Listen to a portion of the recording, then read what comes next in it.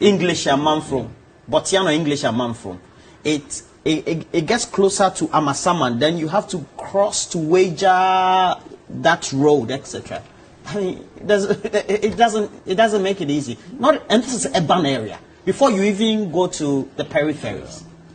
Roland, good morning, and to our viewers and my panelists here too. I feel very sad as a young person seeing the display of ineptitude by the Electoral Commissioner. At the point I was going to suggest that we must begin to have one of them constantly on our tables here, but sometimes before the program ends, we are able to realize we have spokespersons for them. Very sadly enough, the EC chair has not seen any wisdom in all what the complaints of people have been.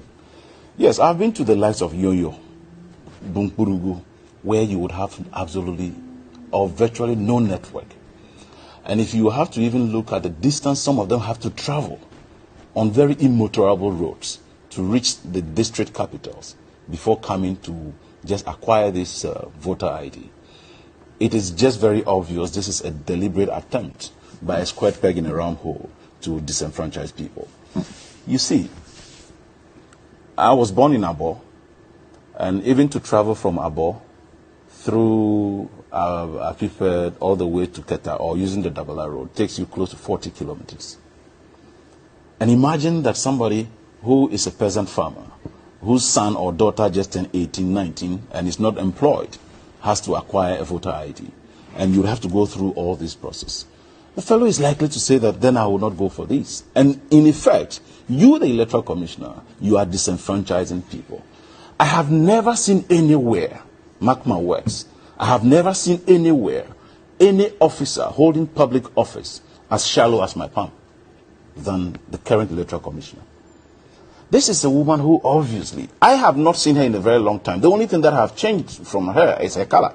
The last time I saw her was when she was IEA boss and she was a bit dark. Now she's become very fair.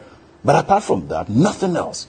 And she seemed to have gotten some arrogance and some power to feel that she could say all manner of things and get away with it all. And you see, if you listen to even her reading all of this, she wasn't making any sense to me. She wasn't making any sense.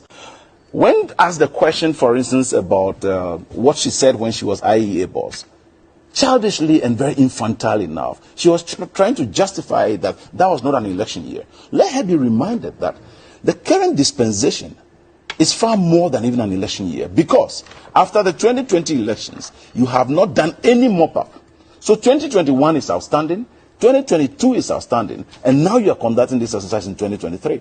And that should tell you, therefore, that, look, this is very crucial. And how childish can you be as an Electoral Commission chair that you will now be embarking on an exercise that ultimately seeks to disenfranchise a lot of first-time voters? Then you are given reason that, they can wait and let's go for, let's wait till the main elections. And you cannot say that. You are deliberately saying that we can disenfranchise them for the district level elections, but we will not disenfranchise them for the national elections, which is, pardon my language, but this is arrant stupidity. It doesn't make sense to anybody, not even to the commoner or a KG people or any younger folk who understands this process that we are talking about. And so for her to now come out to want to even justify the illogic that she has put out there, the chaos that she has actually decided to manufacture out there, it just doesn't make any sense to anybody.